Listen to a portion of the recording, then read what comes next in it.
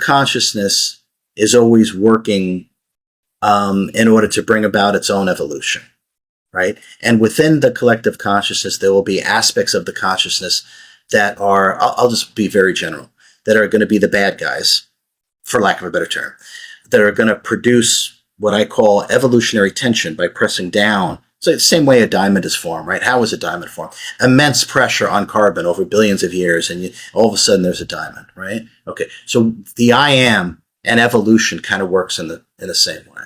For us to pull back our Clark Kent outfit and to realize that we have a Superman costume. So we give ourselves these challenges to call upon more of ourselves in order to evolve. So we actually, I know people don't want to hear this, but I don't really care. We call in these forces. We call in the bad guys. And all of us have a choice as to what role we want to play. Because the name of the game is evolution. And so even the dark serves the light. But we have to be aware of how this game is played. And I think for the most part, humanity doesn't really understand how this game is played. When we start to understand how these things really work, we actually start to understand that this game was set up for us to master ourselves through playing this game. And self-mastery is not a moving target that lies outside the self. So when our attention is upon something outside of ourselves, we are distracting ourselves instead of having our attention on and within the I am itself. And when your attention is on and within the I am itself, that's what grows. And that's the key. So part of the game that's played here is to always be vying for your attention. So your energy is going outward, and it's not focused on yourself. You're focused on things that you don't want in your reality. You're focused on preventing things that you don't want, instead of focusing on putting all your attention, which is energy, on what it is that you want to grow. So as our attention gets harvested, we're kind of like a container, which is why when we're watching a scary movie, we get scared. It's like, well, how the hell is that possible? It's going on a screen or a TV. Why? Because I'm watching something, I'm getting scared. It's because attention is energy. And what you put your attention on, you connect with energetically. And we are like a container. So whatever we're connected with, we actually experience. We then hold that frequency and emanate it, and then actually build and have the experience of what our attention is upon. And this is part of how reality is created.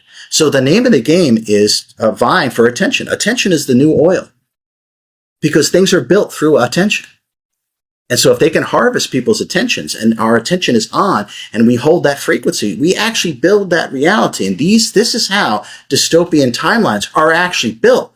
These so-called prophecies and all this kind of stuff, they're user manuals for how to bring about these dystopian timelines, because we're putting our attention on it, holding that frequency, emanating it, and then building it. So the new book, The Law of Attention, actually gives us the knowledge about how this actually works and how to harness our awareness, attention, and single-pointedness of focus in order to create the reality that we truly desire, and not to have our attention on something that we don't desire, and then ultimately give that energy and power and grow that, despite the fact that that's not what we desire to experience for ourselves. What are some telltale signs that someone's attention is hijacked? Okay, the first one would be, how long can you go without thinking? Right? Okay. For most people, not everybody, for most people, it's probably only a couple of seconds. Probably, right? And then some longer, whatever. Okay. But if you can't go without thinking, if you don't have control over yourself, then what does? Then who does? What that means is that your attention has been harvested and you have been programmed. If you can't control yourself, what is controlling you? If you can't have your mind clear and be present, then who's in control? You have been harvested. That's what that means. It means you're running programs. We are so distracted and so out of control because we are completely and utterly controlled. And that's what happens when your attention is on something long enough. You end up identifying with it, and it seeps into your subconscious mind. And then with your subtle body and even parts of the gross physical body, it starts to become embedded within that. And then you carry that, and then you run it like a program. So the best way to know if your attention has been harvested, how long can you stay present? How long can you go without thinking? And if it's not very long, then there's some work to do.